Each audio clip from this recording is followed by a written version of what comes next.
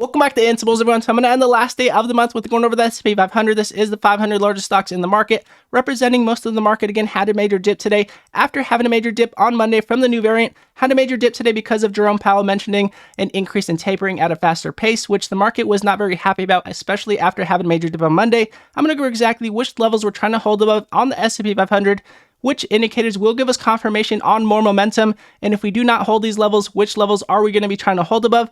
I want to go over all this with you guys, as a lot of people have been asking, are we going to have a Santa Claus rally leading into the end of the year? And all I ask in return for all of this is you jingle that like button and hit subscribe if you want to see more chart updates on potential breakouts that I mentioned throughout the week. So let's jump into this one.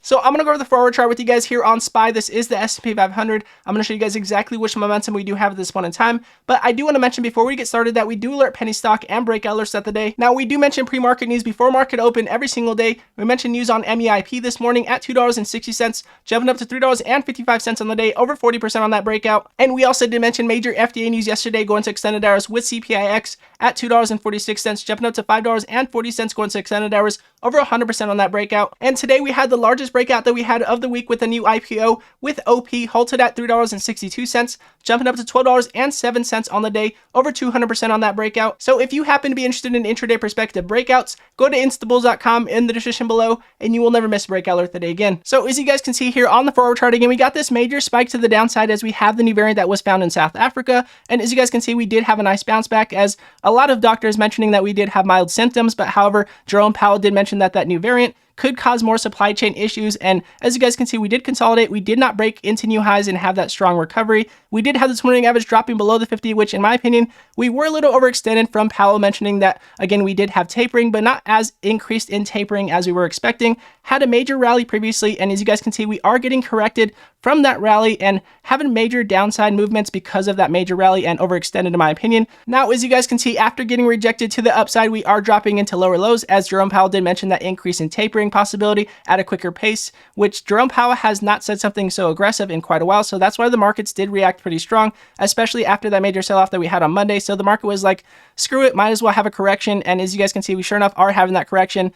And as you guys can see, we did have our continuation breakout and our confirmation on this breakout exactly at 452. Again, our previous highs that we did consolidate at exactly here at 452. As you guys can see, we could not hold this level previously. We had our continuation sell-off, but however, we did hold this level at this point in time. We did have our continuation breakout. So again, looking to see if we can hold 452 is going to be very key here on the forward chart. Now, as you guys can see here, we do have our VPVR here showing us the most amount of volume that was traded within the stock's time period, showing us these very key levels. So again, these levels are not made up. These are exact levels that we are going to be going off of. So again, looking to see if we can bounce off of 452 going into this week is going to be very key. If we cannot hold over 52, in my opinion, we will definitely be looking to see if we can hold over 442, as we did have our continuation breakout from here and our confirmation on this reversal. As you guys can see, again, we did have our invert head and shoulder. We had one shoulder, we had a head, and then we had a shoulder, and we had this completion on this reversal exactly here at 442. So if we cannot hold our previous confirmation point here at 442, then in my opinion, we'll be looking to see if we can hold over 434 to avoid a possible gap down. And the reason why I say a gap down is because we have the most amount of volume that was traded within the S&P 500 within the last 3 months, exactly at this point. So in my opinion, if we do not hold over 434, we could have a possible gap down testing 422. As you guys can see, we had our previous confirmation on this breakout, our previous highs, which gave us this confirmation on this breakout from this bounce. And as you guys can see, we also did have an exact bounce here, exactly at 422. So again, making sure we do stay above 434 to make sure we do not have another gap down. Now, I would definitely say we're a little ahead of ourselves talking about a gap down here at 434. We have our first level coming up here at 452. Looking to see if we can get this 20-day average to cross back over the 50 to get more bullish momentum. As you guys can see, again, we did drop into lower lows. We have the variant that came out. And as you guys can see, we dropped into lower lows as Jerome Powell came out. And I wanted to mention something about this. As you guys can see here on the RSI, we actually are only oversold as the new variant came out. And as you guys can see, as Jerome Powell spoke, we actually are not oversold. So again, we do have momentum to the downside dropping into lower lows. We have our key level here at 452. So again, no surprise if here on the RSI, we do continue on down and then we do get bullish divergence. Again, bullish divergence is when we have this trend to the upside. While on the candles here, we actually have our trend to the downside showing us that we are actually reversing in momentum. So that could be an indicator that we are going to have a bounce here leading into 452. Now, again, that is not an indicator that we're going to necessarily bounce and rally. That is an indicator that we could be losing momentum to the downside, showing us that we could bounce here at 452. Now, that is exactly how we did recover previously. As you guys can see, we did have our momentum to the downside on these candles. And as you guys can see here on the RSI, we actually were oversold, showing us that we were going to look for that bullish diversion. As you guys can see, we did have that bullish diversion. We were oversold, showing us that momentum to the upside, while we did have those candles to the downside here, showing us that we were going to continue on up. And as you guys can see, sure enough, we did continue on up. So again, we will keep the RSI on the watch, looking for this bounce here to possibly have a bounce back as we did previously here on the SPY.